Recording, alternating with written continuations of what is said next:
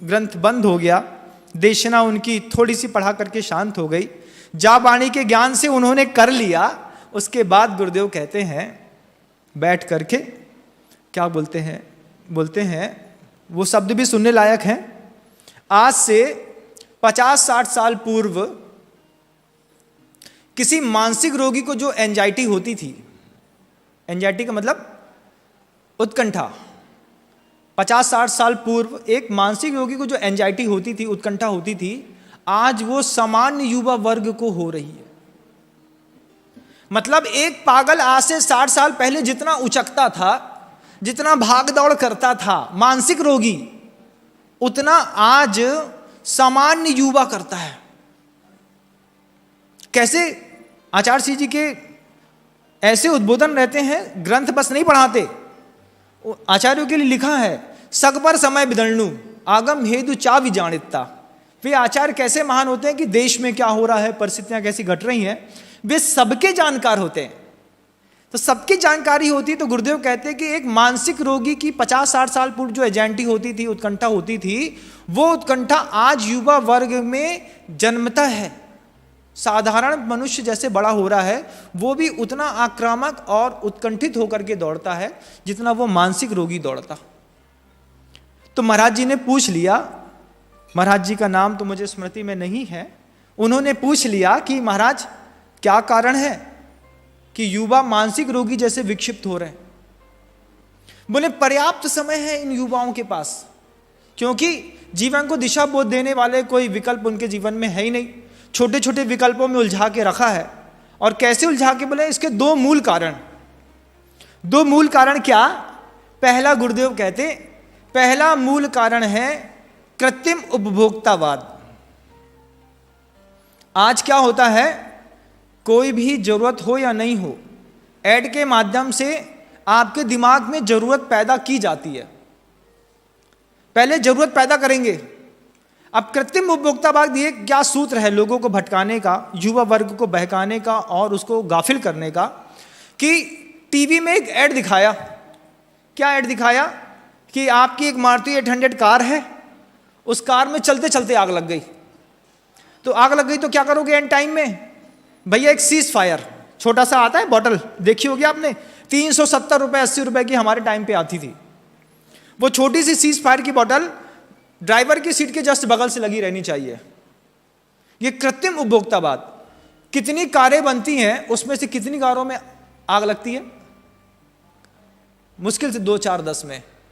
लेकिन जब इस तरीके का ऐड दिखाया गया तो उस कंपनी ने ऐड दिखा करके दुनिया में बिकने वाली हर कार के अंदर सीज फायर लगा दिया। हर आदमी को लगने लगा कि हम गाड़ी चला रहे हैं, कहीं हमारी कार जल गई तो, हमारी पत्नी को जल गई तो, कुछ हो गया तो। हर आदमी ने उस टाइम पे सीज फायर की बोतल अपने उसमें फिट करा ली बंदूक। ये क्या है? आवश्यकता नहीं थी, आवश्यकता ऐड के माध्यम से पैदा की गई। कितने सौंदर्य प्रसाधन के ऐसे उपकरण और संसाधन हैं जिनके बारे में हम कभी जानते भी नहीं थे, हमको पता भी नहीं था। हम अपने हाथ में थोड़ी सी मुल्तानी मिट्टी लेते थे, उसको फेस पैक में लगाते थे, अच्छा रगड़ते थे, 1 घंटे के लिए छोड़ देते थे, 1 घंटे बाद धो देते थे, चेहरा चमचमाता रहता था। आज कोई भी रसायन लगाते हैं, अब वो रसायन लगाने के बाद क्या होता है कि स्किन रसायन की आदी हो जाती है।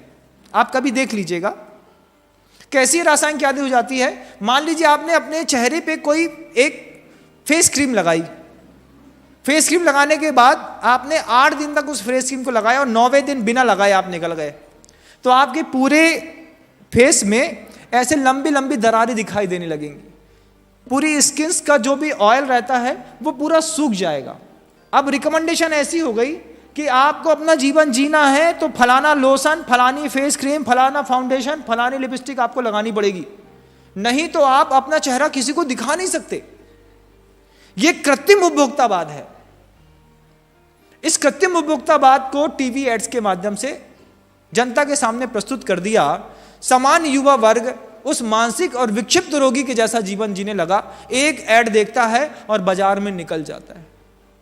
सिगरेट का ऐड देखता है तो सिगरेट पीने निकल जाता है, दारू का ऐड देखता है तो दारू पीने निकल जाता है, बाइक का ऐड देखता है तो बाइक खरीदने निकल जाता है। मां की सोने का मंगलसूत्र छुड़ाया, 2.5 लाख रुपए की एक रॉयल इनफील्ड खरीदी। क्यों? ऐड आ रहा है।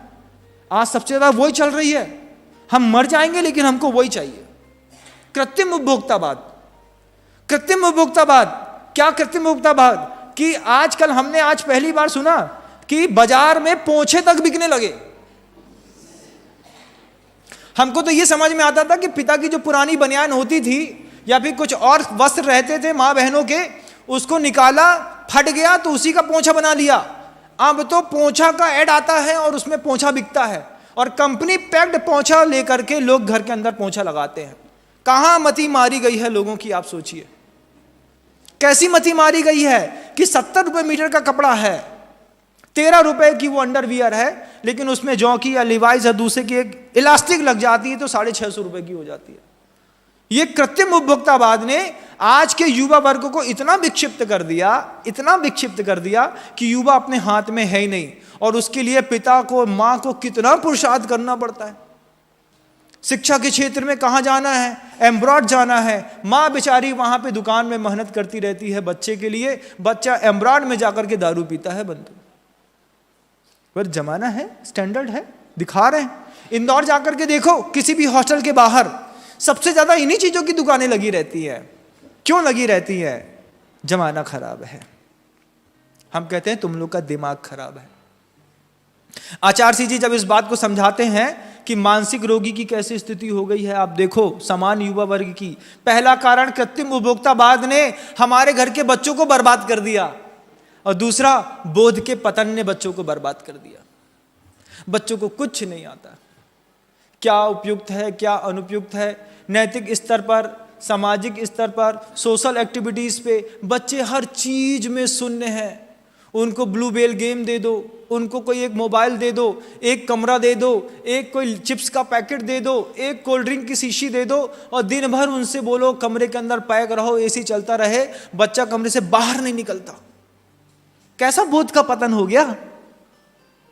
अब ऐसे बच्चे जो बोध के पतन से ग्रस्त हैं, जिनके मस्तिष्क में अच्छी शिक्षा नहीं है, अच्छी स्कूल में तो एडमिशन कराना है, लेकिन अच्छी स्कूल की परिभाषा नहीं आती।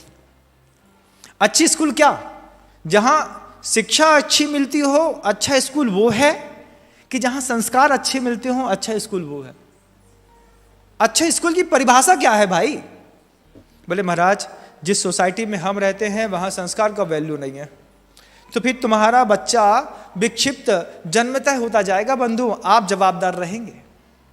गुरुदेव कहते हैं ये आगम ग्रंथ अपन पढ़ पा रहे हैं, सौभाग्य है, लेकिन संसार की चिंता करो महाराज। संसार के बारे में भी सोचो, संसार में कैसे कैसे लोग रहते हैं, घर में कैसी कैसी घटनाएं घटती रहती हैं, और जब वही ऐड देखता है, ऐड के अंदर मन में उत्कंठा पैदा होती है, वो उत्कंठा पूरी नहीं होती। तुमने रॉयल एनफील्ड नहीं दी, हम तुमको देख लेंगे, हमको मर्सिडीज बेंच चाहिए। अरे हैसियत भी तो देख लो, पल्ले का पुण्य देख लो। पल्ले का पुण्य और हैसियत से मतलब नहीं, हमें चाहिए मतलब चाहिए। नहीं मिली तो जब उस ऐड के माध्यम से मन के अंदर इच्छा पैदा होती हो, वस्तु हाथ में नहीं मिलती हो, तो यही पढ़े लिखे लिटरेट लोग जो होते हैं डिप्रेशन में चले जाते हैं, एंजाइटी का शिकार होते हैं, फिर सुसाइड ऐसे ही लोगों के द्वारा की जाती है। सबसे कभी भी किसी मूर्ख व्यक्ति ने आत्महत्या नहीं करी। जितने भी पढ़े लिखे आईआईटीएंस होते हैं सबसे ज्यादा डिप्रेशन में ये जाते हैं। सिम्बायोसिस से निकलने वाला डिप्रेशन में चला जाता है, आईआईएम से निकलने वाला विदेश की नौकरी करके भारत में आया और खिलकट हो गया। खिलकट समझते हो? फ्यूज बल्ब मिले हमारे, हमको कितने मिलते हैं? इतने मिलते हैं। लोग बोलते हैं महाराज हमारे लड़के ने आईआईटी की थी, आईआईटी करने के बाद पता नहीं क्या हुआ, जॉब वो जैसी सोच रहा था वैसी उसको जॉब नहीं मिली, वैसा पैकेज नहीं मिला, लड़का डिप्रेशन में है। हमने कहा शिक्षा का उच्चतम परिणाम डिप्रेशन, शिक्षा का उच्चतम परिणाम है डिप्रेशन और सुसाइड, जहां पे आप अपने बच्चे को चला करके भेजते हैं। शिक्षित स्कूल में और संस्कारित स्कूलों में बहुत अंतर होता है। जब गुरुदेव ने इस वक्त की नाजुकता को भापा बंधुओं, तब जाकर के 2006 में गुरुदेव ने प्रतिभास्थली ज्ञानोदय विद्यापीठ ऐसी एक संस्था का निर्माण किया है, और आज उसमें गर्व की बात है कि 5 स्कूलों में 5000 से ऊपर बेटियां पढ़ करके शिक्षण प्राप्त कर रही हैं।